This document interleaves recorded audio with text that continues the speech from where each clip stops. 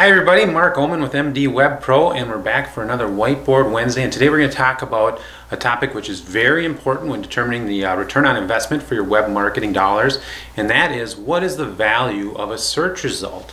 And one way to answer that question is to go directly to Google to see where they're making their money. And I checked today, and Google's stock price today gives them a market capitalization of $200 billion, or just over $200 billion. Google's last 10Q shows that 90% of their revenue comes from advertisements. That means 90% of the money Google makes comes from pay-per-click, people actually clicking on ads in search results or on the Google network in the ads that are displayed. An example of that, now most phrases don't cost nearly this much, but here's a high-end example. The phrase cancer is currently getting up to $65 per click for every time Google shows an ad on the search results page when someone types in cancer. If you click on one of those ads, you could be charging that publisher $65 that goes directly into Google's bank account. So there's big money to be had in search advertising and in search results in particular. Now, traditional advertising is more of a shotgun approach where you shoot out your message to everybody in a TV commercial and a radio ad or a billboard, and you hope that someone happens to see it. One of my favorite images is of the billboard that is put up behind a tree where nobody can really see it, or the cars pass by and you just hope that someone happens to glance over at the right time. That's sort of the traditional marketing approach, where we want to be in your face, we want to grab your attention and hope that we can get you to react.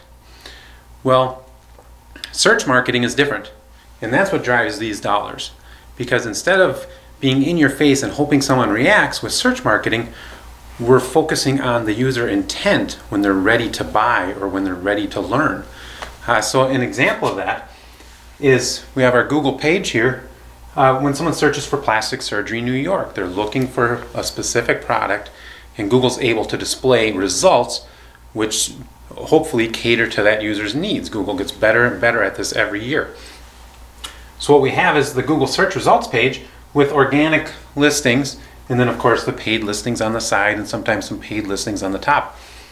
Now, what's the value of being number 1 versus being number 2 versus being number 3? We can't say exactly, concretely for every search these numbers are the same, but overall there's been research done to show that 35% of users who search click on the first result. 15% of those who search click on the second. 5% on the third, and less than 1% on the fourth, and the numbers just continue to get smaller and smaller as you go down the page. So the important message here is there's huge value in being number 1. Visitors to the search engine perceive you as an authority because Google has ranked you there. So simply being in that position, people are more likely to trust you than they are someone on the page 2 or further down the results. So there's value there in perception, which also drives a lot of these clicks. So the people, before they even come through to your site, they've seen you as an authority because you are number 1, and a little less of an authority because you're number 2. So there's huge value in having that top position. Now, you'll notice that these numbers don't add up to 100% of searchers. We have about 55–56% of searchers represented here in the top 4 listings, and that's because many users on Google will go back and refine their search when they don't find what they want in the top 2 or 3 positions. So instead of scrolling down the page to find your listing at number 10, they'll type in more words here to get the results they want in the 1, 2, or 3 spot. So another reason why being first, second, or third has huge implications in the amount of click-throughs you get through to your site. Now let's look at click-throughs. For this search, plastic surgery in New York, I checked today, and according to Google and AdWords, the average cost per click is $3 per click. That's what marketers are paying, not for these organic results, but for the paid results, which will show up along the side and along the top. At $3 per click, Google estimates that we can drive traffic of 200 clicks per day. That's 200 visitors per day that search for plastic surgery New York, saw your ad, and click through. Now, that's not counting these organic results. Again, that's simply that's seeing an ad on the site and clicking the ad. Results in a spend budget on AdWords of $600 a day to drive that traffic to your site. Now, what's that $600 per day worth? What does that get you in the end? We'll look at conversion in a little bit, but what we've seen from click-through rates is traditionally we get a higher click-through rate on these organic listings. Now, it's not always the case. Some ads perform better in pay-per-click than they do in organic, but for the most part, we see higher click-through rates when your listing is in the organic portion of the search results. So, if we want to add in how much traffic is available from organic as well as our pay-per-click numbers, we can start with the assumption that we can drive just as much traffic, 200 clicks per day, by having this top organic result. Most likely the numbers are higher, but for our estimates, we're going to use 200 clicks per day for organic search. That results in over 400 clicks per day through to your site by advertising on Google and by having this #1 spot. Now, what's the value in 400 clicks per day? Well, if your ads aren't targeted to the user you're trying to drive to your site, and if your site isn't doing a very good job of collecting data from those users so that you can market to them and build your list over time, the value is greatly diminished. But if you are doing a good job at those things, from what we've seen from actual campaigns, we see a 5 to 10.38% on the high-end conversion rate from our campaigns. So your 400 visitors today now results in 40 conversions on your site, which is generally in a first name, last name, email address.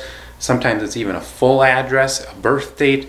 We collect various information for various clients, but that is a huge value, and that's how you measure your return on investment from these dollars spent.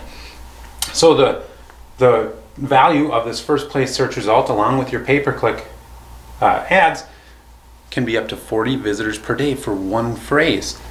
Now, 40 visitors per day is, of course, 1,200 visitors per month, or conversions per month. Again, that's first name, last name, email address. You're building your list, building your database of people who have opted in to find out about your services and receive your marketing material. Now, tell me, how does that compare? Someone opting in to get your message, how does that compare to hoping someone drives by your billboard and catches it before the tree blocks the view? Now, in determining the value of these 1,200 conversions per month, we usually start with $100 per conversion. We figure there's at least $100 in value in somebody who searched for your service in your city, clicked on your link, came through to your site, read more about your service, and volunteered their personal information, their first name, last name, email address, to your organization so that you can market to them over time. We usually we start out at giving that a value of $100 per conversion. So now you can start to multiply your conversions per month times the value of the conversion at $100 and figure out a true return on investment from this money spent. And the return on investment is huge, and that's why Google's market capitalization, their revenue, continues to climb. Google also filed in their last 10Q that the reason for their increase in revenue is straight from increased clicks on the ads and increased cost per click for each of the campaigns. Right now, costs are going up, but it's a great time to get in because costs are only going to be higher next year. Well, I hope that was informative. We went through a little bit about what's the value of a first place ranking in Google, and until next week, we'll see you again. Bye.